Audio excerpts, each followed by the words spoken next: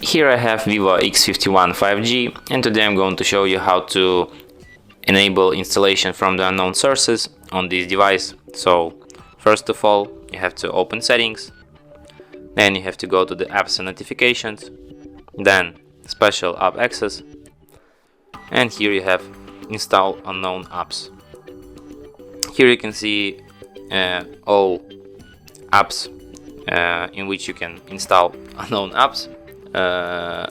Let's select, for example, Google Chrome, and then just tap here to allow from this source. You can do the same thing, for example, for Gmail, for iManager, even to the Instagram. And that's it. Thanks for watching. If you find this tutorial useful, don't forget to hit that like button and subscribe to our channel.